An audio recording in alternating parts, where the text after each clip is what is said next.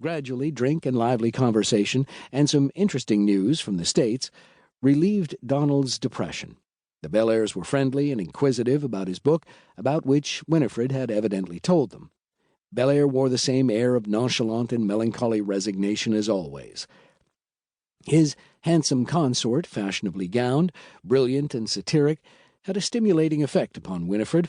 In the background sat Bennet Stokes, at a table with some officers from the ship. His face was red, and his hand shook as he lifted his glass. He returned Donald's look with a glassy stare. In the succeeding 2 hours, most of the acquaintances Winifred and Donald had made in Tahiti, as well as the new ones of the day, drank and chatted and laughed with them.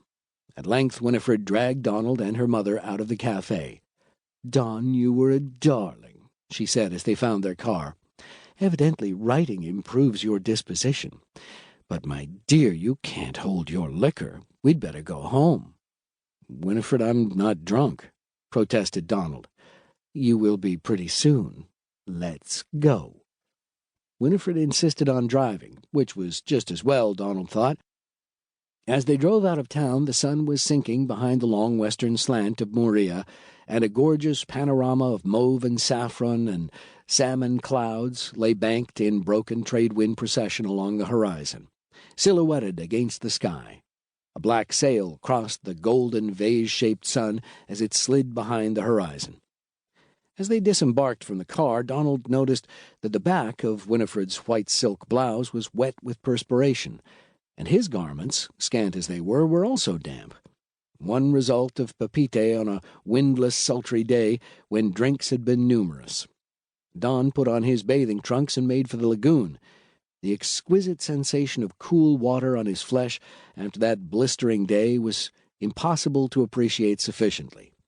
He had called Winifred to come, but she preferred a shower and reading her mail on her bed. Nor would she come outdoors with him later, though there was a moon rounding toward the full. Donald went to bed, weary in body and vaguely troubled in mind. Next morning, before sunrise, he was out trying to recapture his joy in the dawn. He watched the vast concourse of rose-pearl clouds majestically looming between him and the rising sun, breathed the ineffable fragrance of the early morning, and listened to the patter of the palms and the song of the sea. But his unease continued unabated.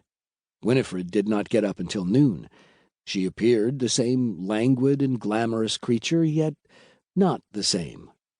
Did the subtle, indefinable difference exist only in his mind? Now that Donald had finished his work, he was free to pursue the play on shore and lagoon. But that afternoon Winifred made excuses that were as transparent as crystal water. When she informed him she was going into Papeete, he spoke sharp words that precipitated a quarrel. "Darling, why don't you go see Faaone today?" Her tone was sarcastic. "You were seen talking with her yesterday. Quite a tableau the two of you made, oblivious to the gossipy world of Papeete. Why don't you keep your date with her?" "I didn't make one." "But she wanted you to?" "Yes." "Evidently you have made a conquest of Tahiti's most famous and beautiful whore." "If I have, I'm not aware of it," he said, his face reddening with anger. "Don, go play with Faaone. Perhaps you'll understand Tahiti better. I'll be seeing you later." And she drove away with her mother, leaving Donald standing in the driveway, aghast and furious. His first thought was that he would go to see Faaone, but he decided against that, sensing disastrous consequences for himself if he did. Her appeal was too tremendous to risk. Besides, he wanted to cherish the memory of Faaone, not as Tahiti knew her, but in her beauty and her physical perfection, as the embodiment of his dream. Nevertheless, all afternoon he had to fight the almost irresistible desire to go to her. More than anything, he wanted to see her out on the reef. The Reef Girl. Somewhere he had heard that she was like a golden angelfish in the surf, that unlike most native women, she swam nude in the white breakers. How bitterly Winifred had bitten out that speech. And scorn! Why had she betrayed scorn in her mocking permission?